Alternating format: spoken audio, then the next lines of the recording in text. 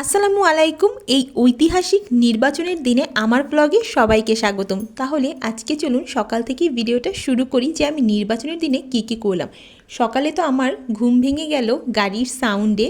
তো কাল রাত থেকে আমি অনেক বেশি এক্সাইটেড ছিলাম যে আজ সকালে ভোট দিতে যাব। আমার কাছে খুব উৎসব উৎসব মনে হচ্ছে, আর অনেক বেশি টেনশনও লাগছে। আসলে আমি যাদেরকে সাপোর্ট করি তারা হবে কিনা প্রত্যেকটা আসন থেকে।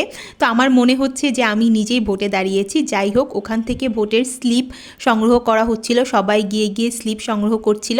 আর হ্যাঁ, আমি বলে রাখি আমার আসন হচ্ছে ঢাকা 13 আসন। তো এখান থেকে কিছুক্ষণ পরপরই পুলিশ, আনসার, বিজিবি এদের গাড়ি যাচ্ছিল। তো যাই হোক, এগুলো হয়তো কেন্দ্র পাহারার জন্য যাচ্ছিল, কেন্দ্রের নিরাপত্তার জন্য। তো এই গাড়ির শব্দে কিন্তু আমার সকালবেলা ঘুম ভেঙে যায়, আর ঘুম ভেঙে আমি সরাসরি বারান্দায় চলে আসি দেখার জন্য যে কি হচ্ছে আসলে। তো আমি ঘুম থেকে ওঠার সাথে সাথে আমি আমার হাজব্যান্ডকেও ঘুম থেকে উঠিয়ে দিই তাড়াতাড়ি করে রেডি হয়ে যাওয়ার জন্য যে আমরা ভোট দিতে যাব। তো আমার হাজব্যান্ড বলছে যে আর কিছুক্ষণ পরে যাই, আসলে সবাই ভোট দিয়ে যাক, কারণ এখন হয়তো অনেক ভিড় হতে পারে। তো এই যে আমি রেডি হয়ে নিলাম, তারপরে নাস্তা করে চলে আসলাম বাইরে। আর আমার যে কেন্দ্র সেটা কিন্তু একদম কাছেই ছিল, আমার বাসার 2 গলি পরেই। তো আমি হেঁটেই কেন্দ্রে চলে গিয়েছিলাম। আর এখান থেকে দেখলাম যে ভোটের যে স্লিপ সেটা দেওয়া হচ্ছিল, এখানেও একটা কাউন্টার বসেছিল। তো আমি আমার হাজবেন্ড দুজনই চলে আসি কেন্দ্রে। তো এখানে কিন্তু অনেকগুলো কেন্দ্রে বসেছিল, আমার বাসার হাতের ডান সাইডেও কেন্দ্র ছিল, বাম সাইডেও ছিল। তো আমার কেন্দ্র ছিল হাতের ডান সাইডে। তো আমি হেঁটে হেঁটেই চলে গেলাম, 2 গলি পরেই ছিল। তো এখানে গিয়ে দেখলাম যে সব মানুষ কিন্তু রাস্তায় দাঁড়ানো ছিল। আমার দেখে কেমন উৎসব উৎসব লাগছিল। ওই যে আমি আমার বাসা থেকে একটা ভিডিও দেখেছিলাম যে ভোটের স্লিপ সংগ্রহ করা, ওটা হচ্ছে এখান থেকে মানুষ ভোটের স্লিপ সংগ্রহ করছিল।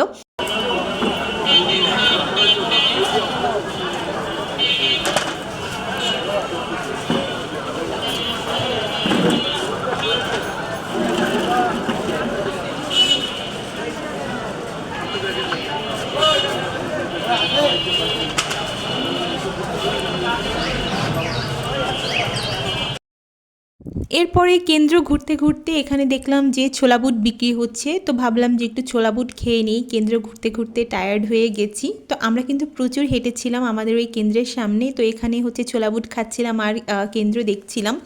তো এখানে কিন্তু অনেক পুলিশ নিয়োজিত ছিল, তাদের কাছে কিছুক্ষণ পরপরই একটা একটা করে পুলিশের গাড়ি যাচ্ছিল।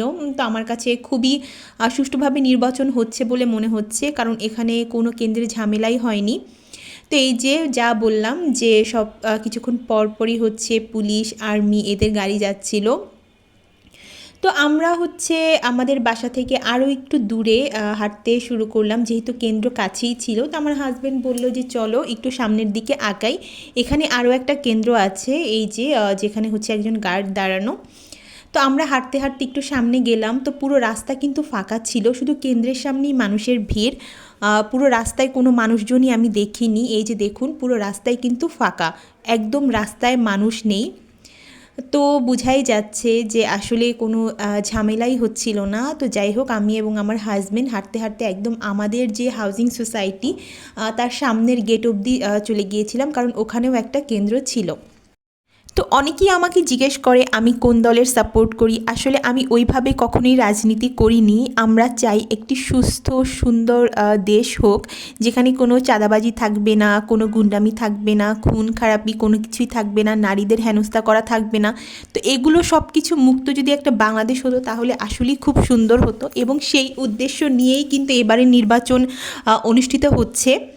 তো আমি চাইবো যে সবাই যোগ্য প্রার্থীকেই ভোট দিয়েছে। তো এই যে এটা হচ্ছে নূরজাহান মেমোরিয়াল বালিকা উচ্চ বিদ্যালয়, এখানেও কেন্দ্র ছিল, এবং এই কেন্দ্রটা আমাদের এলাকার মধ্যে সবথেকে বড়, আর এখানে মানুষের গরমও কিন্তু বেশিই ছিল। তো এখানে মানুষ ভোট দিয়ে দিয়ে বাইরে বের হচ্ছে। আর হ্যাঁ, ওনারা কিন্তু কেন্দ্রের সামনে কাউকে থাকতে দিচ্ছে না। তো আমি যখন দাঁড়ালাম তখন একজন এসে সবাইকে আসলে বলছিল যে আপনারা কেউ কেন্দ্রের সামনে দাঁড়াবেন না। তো আমার কাছে ঠিকই মনে হয়েছে, আসলে কেন্দ্রের সামনে জটলা পাকানো নাই ভালো। তো এরপর আমার হাজব্যান্ড বলছিল আরও সামনে একটা কলেজ আছে, সেখানেও কেন্দ্র বসেছে, সেখানে সামনে যাবো কিনা। আমি বললাম যে না, আসলে রোদও উঠেছে আর অনেক হেঁটেছি, আমার পা ব্যথা হয়ে গেছে, এখন বাসায় চলো। তো আমার হাজব্যান্ড বলে আচ্ছা ঠিক আছে বাসায় চলো। তো এই যে যখন আমরা বাসায় আসছিলাম তখনও কিন্তু আমাদের এই এলাকাটাতে অনেক মানুষ ছিল, দেখে বেশ ভালো লাগছিল। আসলে না কখনো এরকম হয়নি, এতটা উৎসবমুখর পরিবেশে আসলে যে ভোট দেওয়া বা ভোটের যে একটা আমেজ সেটা বোঝাই যাচ্ছে। এখন তো শুধু রেজাল্টের অপেক্ষা। তো আমি চাইবো যে যোগ্য প্রার্থী সেই নির্বাচিত হোক, আমাদের আসলে উন্নয়নের জন্য কাজ করুক, এর বেশি আর কিছুই চাই না।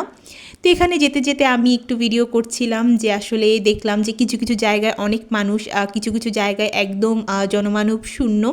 তো আমি কাল রাতেও বের হয়েছিলাম, কাল রাতে একদম ফাঁকা ঢাকা শহর দেখতে পেয়েছিলাম। ভোটের আগের দিন রাতে আসলে আমি এতটাও আশা করিনি, আমি ভেবেছিলাম যে রাস্তায় মানুষ থাকবে, কিন্তু একেবারেই কোনো মানুষ ছিল না। যাক, সেই ভিডিওটাও শেয়ার করব, এডিট করা হয়নি তাই শেয়ার করতে পারিনি, ইনশাআল্লাহ শেয়ার করব। এরপরে বাসায় চলে এলাম আর আমি অপেক্ষা করছিলাম আসলে কখন ভোট শেষ হবে আর ভোট গণনা শুরু হবে। তো আমার হাজব্যান্ড বলল যে একটু ধৈর্য ধরো। তো এরপরে বাসায় এসে আমি আবার বারান্দায় চলে আসলাম, আর এই বাসটা কাল রাত থেকেই এখানে দাঁড়ানো, এখনও এখানেই আছে।